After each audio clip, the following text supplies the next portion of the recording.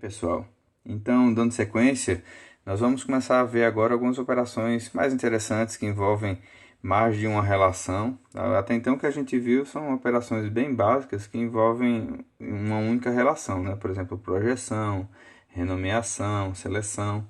E aí a gente vai começar isso pelo estudo das operações que são baseadas na teoria dos conjuntos, tá? Não tem muita novidade em relação ao que vocês já conhecem da teoria dos conjuntos, tá? Por exemplo, se você tem aqui uma união de R com S, ou seja, R união S, né, são duas relações aqui, você vai ter as tuplas, como resultado você vai ter as tuplas contidas apenas em R, vai ter as tuplas que estão contidas apenas em S, e vai ter as tuplas que estão contidas em ambas, né? As que estão contidas em ambas, aqui no caso, vocês sabem que é a interseção.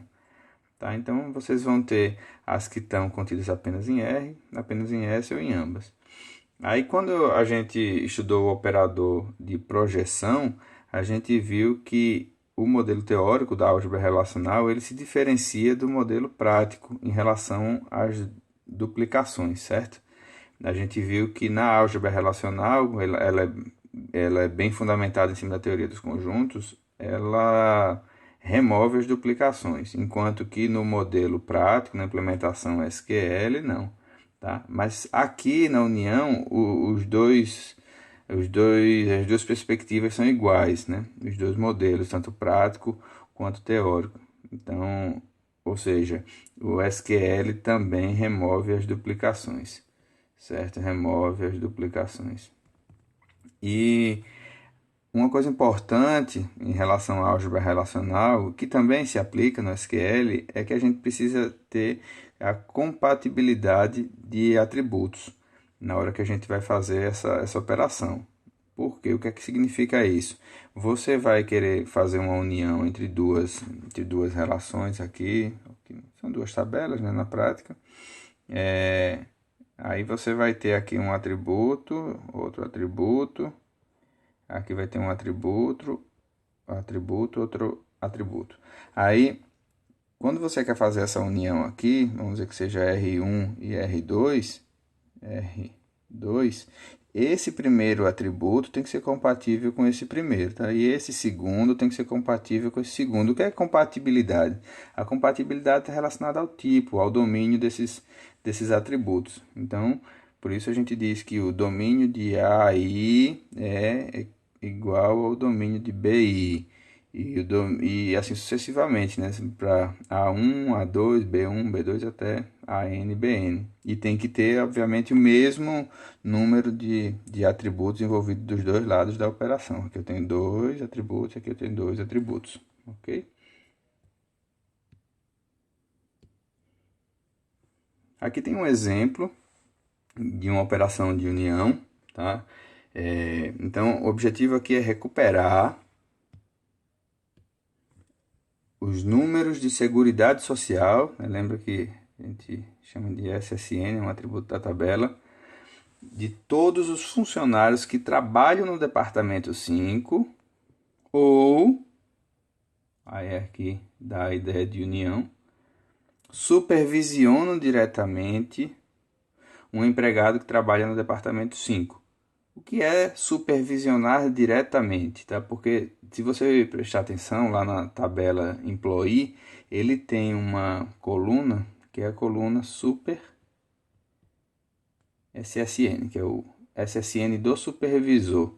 Então, esse SSN que está registrado lá em um empregado é o SSN do supervisor dele.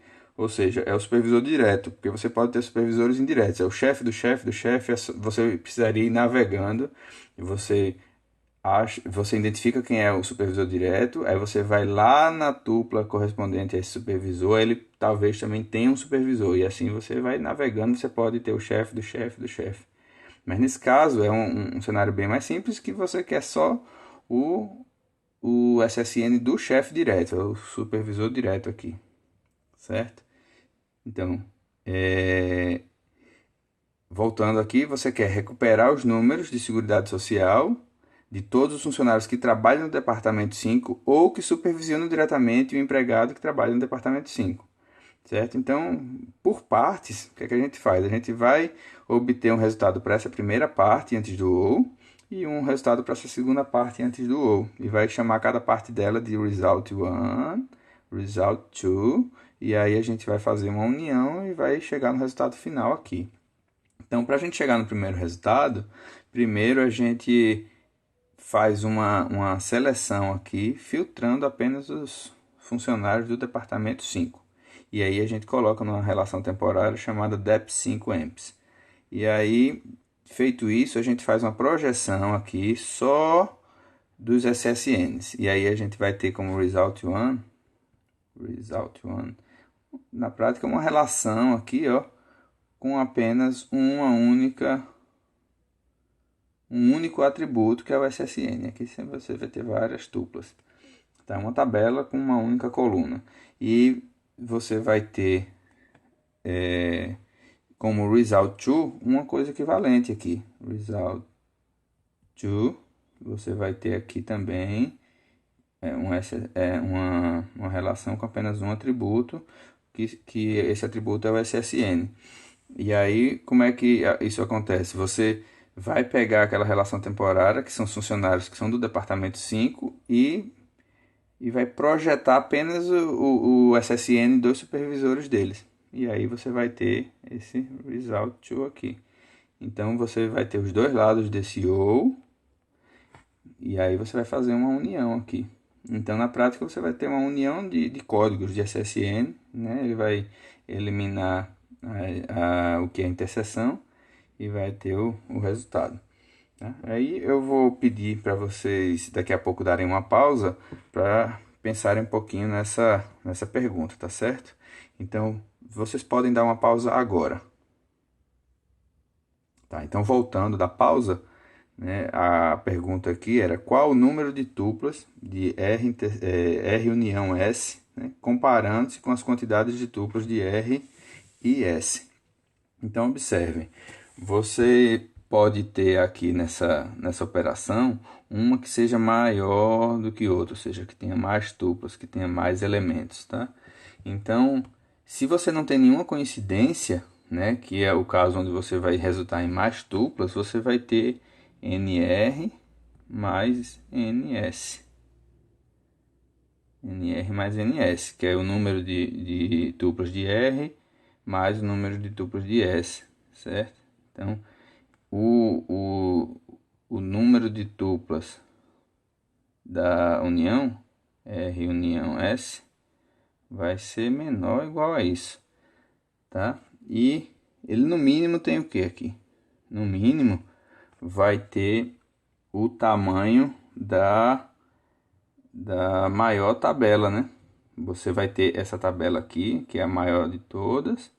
E se todas as que tiverem aqui forem coincidências em relação a essa, tudo que tem aqui na tabela 2 também tem aqui, né? Isso é um caso onde você tem muita interseção, tá? Aí você vai ter só isso aqui, só esse final aqui de elementos que são diferentes, certo?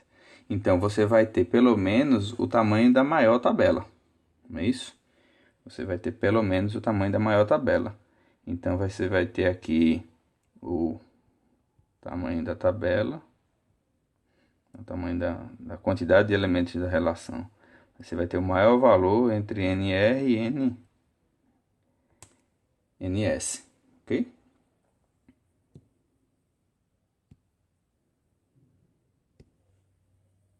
Então aqui a gente tem um exemplo instanciado lá em relação àquele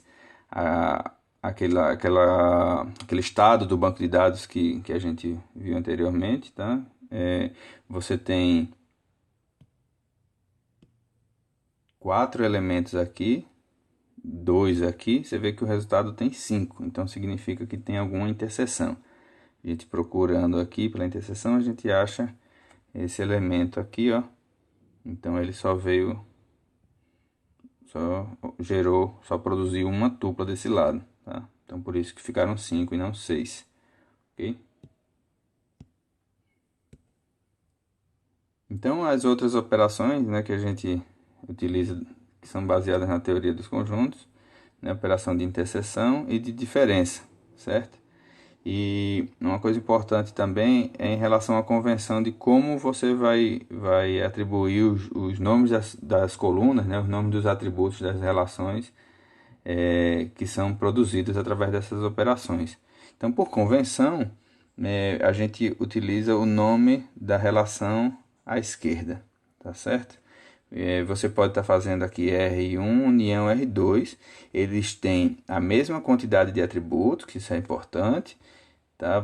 Tem 3 aqui, tem 3 aqui. Você tem a compatibilidade do tipo, esse é compatível com esse é compatível com esse é compatível com esse. Só que aí isso vai gerar uma relação aqui, vai gerar uma terceira relação aqui. E qual é o nome desses atributos? Aí por convenção a gente utiliza os nomes que estão aqui na primeira relação, tá certo? Mas obviamente você pode fazer uma renomeação depois disso para escolher os nomes que você prefere. Ok? Então, falando também da interseção, a gente acaba falando da interseção quando a gente está explicando a união, não tem como escapar disso. Então, só reforçando, né? A interseção é o resultado da seleção das tuplas que estão em ambas as relações aqui, certo? Tanto em R quanto em S.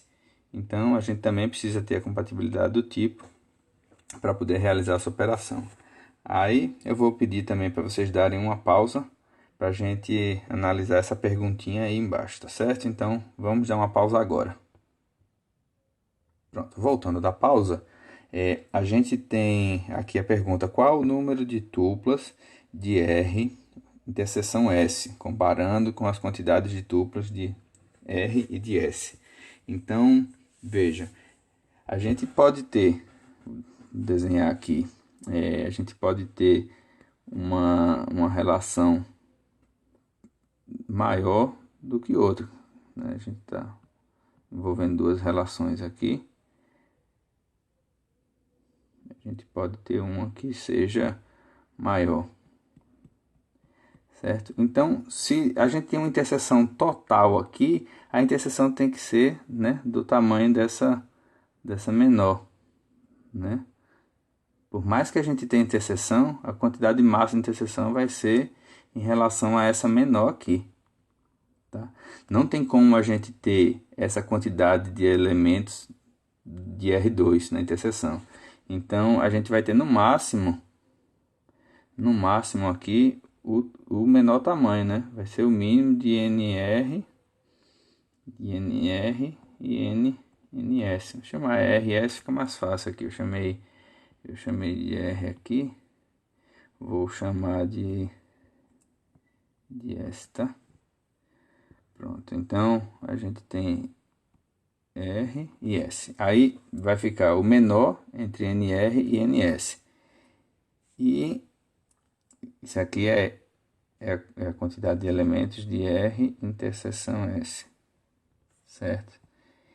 Isso daqui, qual é o mínimo? Ou seja, o que pode acontecer aqui? Pode não ter nenhuma interseção. Você pode ter todos os elementos completamente diferentes em R e em S, então pode ser zero. Ok?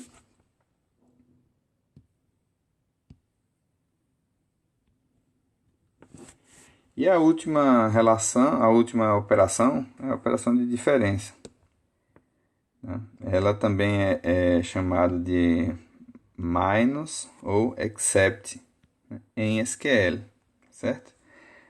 Aí, quando você tem R menos S, tá? Então você vai ter como resultado, né, uma relação que tem todas as tuplas contidas em R, mas que não estão em S, certo? Então, os nomes dos atributos, né, do resultado, como a gente viu, né, são aqueles de R, aquela convenção que a gente adota os nomes dos atributos da esquerda. Então, a gente precisa também ter a compatibilidade do tipo que a gente já viu anteriormente em relação aos domínios, né? E eu vou pedir para vocês darem uma pausa a gente analisar essa pergunta, tá? Pode dar a pausa agora e analisar. Pronto, voltando da pausa, a pergunta é: qual o número de tuplas de R menos S comparando-se com as quantidades originais, tá? Então, o que é que acontece? Eu posso ter uma relação R e uma relação S aqui, tá? Então, se eu tenho vários elementos aqui que também estão aqui, vamos dizer todos esses elementos aqui S estão aqui, tá? Quando eu faço a subtração, só vai sobrar essa outra parte aqui, tá? Então, o pior caso é quando eu tenho uma interseção completa entre R e S, ou seja, todos os elementos de R também estão em S. Então, quando eu subtraio, sobra zero, tá? Então, a quantidade de números de tuplas resultantes de R menos S pode ser zero. Eu não posso ter negativo, mas eu posso ter zero. Ou seja, tudo que está em R também está em S. E eu posso ter o que aqui do outro lado? Eu posso ter os elementos de R, né? A quantidade de elementos correspondente a R, ou seja, não tem nenhum elemento em S que também está em R aqui. Eu não vou retirar nada, não tem nenhuma interseção, certo? Então, no máximo NR, ok?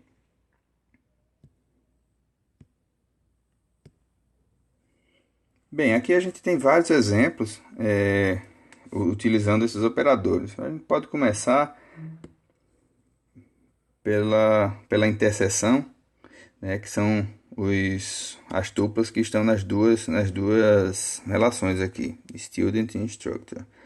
Então a gente tem aqui Susan e Ramesh. Esse Ramesh aqui tá aqui e Susan tá aqui, né? E no lado de student a gente tem Ramesh e Susan. Os demais, John, Barbara, Amy, Jim e Ernest não estão aqui. Tem John e Ricardo, certo? Então são duplas diferentes aí as demais, ok? Então, passando aqui para a operação de união, a gente vai ver que a gente tem aqui 1, 2, 3, 4, 5, 6, 7, e aqui tem 1, 2, 3, 4, 5. Então, se não tivesse nenhuma interseção, daria 12, né? 5 mais 7. Só que aqui a gente tem 1, 2, 3, 4, 5, 6, 7, 8, 9, 10. Justamente porque esses dois aqui não foram considerados porque seriam duplicações. Então, eles só aparecem aqui. Então, é o resultado da nossa união, tá? E aí a gente tem as operações de diferença. Deixa eu apagar aqui. A gente tem as operações de diferença, tanto subtraindo instrutor de estudante, quanto estudante de instrutor. Então, nesse caso, a gente vai querer os que são somente instrutor, eles não são estudantes também, certo? Então, a gente tem aqui John, Ricardo e Francis, né? Tem John, Ricardo e Francis.